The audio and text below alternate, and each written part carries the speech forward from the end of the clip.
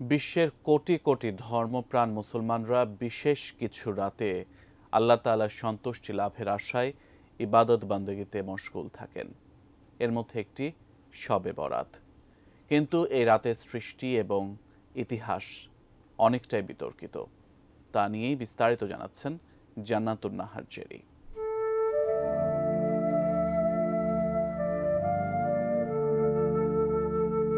শবে বরাত ফরাসি শব্দ। শবে অর্থ রাত আর বরাত অর্থ ভাগ্য। সেই হিসেবে শবে বরাতের আভিধানিক অর্থ হচ্ছে সৌভাগ্যের রাত্রি। এই রাত মুসলিম জাতির ভাগ্য রজনী হিসেবে পরিচিত, যদিও কুরআন ও হাদিসে কোথাও লাইলাতুল বারাত পরিভাষাটি ব্যবহার করা হয়নি। তবে লাইলাতুন নিসফি মিন শাবান বা মধ্য শাবানের রজনী বলা হয়েছে। হযরত মুয়াজ ইবনে জাবাল রাদিয়াল্লাহু আনহু থেকে বর্ণিত, নবী করিম সাল্লাল্লাহু আলাইহি সাল্লাম বলেছেন, আল্লাহ তাআলা অর্ধ শাবানের রাতে সৃষ্টির প্রতি রহমতের দৃষ্টি দেন এবং মুশরিক ও বিদ্বেষ পোষণকারী ছাড়া আর সবাইকে ক্ষমা করে দেন। আলেমদের মতে আল্লাহ তাআলার প্রতিটি রাত ফজিলতপূর্ণ। শবে বরাতও সেসব রাতের মতোই।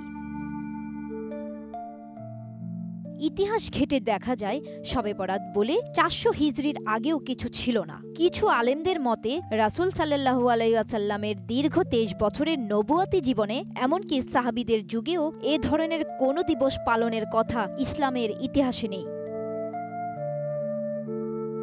টানা সপ্তমবারের মতো বেস্ট টিস্যু পেপার ব্র্যান্ড হিসেবে স্বীকৃতি পেয়েছে বসুন্ধরা টিস্যু। শবে বরাত সর্বপ্রথম চালু হয়েছিল ৪৪৮ হিজরিতে বাইতুল মুকাদ্দাসে বা মসজিদুল আকসায়। তৎকালে সেখানকার ইমামগণ বাদশার কাছে নিজেদের জনপ্রিয়তা প্রমাণ করার জন্য শাবানের রাতে মসজিদে উপস্থিত লোকদের মাঝে বহু ফজিলতের ওয়াজ ও নামাজের অশেষ নেকি পাওয়ার বানোয়াট বিবরণ পেশ করতেন। যে ইমাম শবে বরাতে যত বেশি বানোয়াট ওয়াজ ও তাফসির করতে পারতেন, সেই মসজিদে তত বেশি লোক জমা হতো। তাই ইমামদের মধ্যে জনপ্রিয়তার লড়াইয়ে শ্রেষ্ঠত্ব প্রমাণে এই শবে বরাতকে নির্বাচিত করেছিল। তবে সে যুগের হকপন্থী আলেমগণ এই নতুন আবিষ্কৃত ইবাদত পালনের বিরুদ্ধে নিজেদের সাধ্যানুযায়ী প্রতিরোধ গড়ে তোলেন।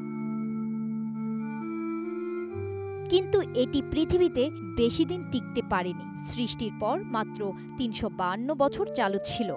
জনপ্রিয়তা পাবার পরও একসময় তা জেরুজালেম, সিরিয়া, মিশর, ইরাক সহ প্রায় সকল দেশেই আবার বন্ধ হয়ে যায়। কিন্তু বিচ্ছিন্নভাবে ইরানের শিয়াদের কিছু অঞ্চলে তা চালু থেকে যায়। সেই সময় ভারতবর্ষে মুসলমানদের সংখ্যা বাড়ছিল। ভারতের কিছু নও-মুসলিম ইরানের বিস্তার লাভ করা এই শবে বরাত ভারতবর্ষেও প্রচলন করে। তারপর তা ধীরে ধীরে তারা সলাতুর রাকায়েব নামে চালু করে একটি নামাজ। এই নামাজ ১০০ রাকাত। এটাই শবে বরাতের নামাজ বলে খ্যাত, যা পুরোটাই মানব সৃষ্ট বলে মনে করেন ইসলামিক গবেষকরা।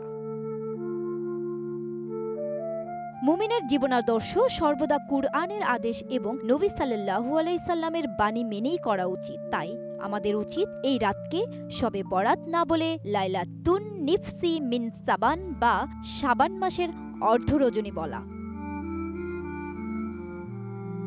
জান্নাতুন নাহার জেরি, ATN নিউজ।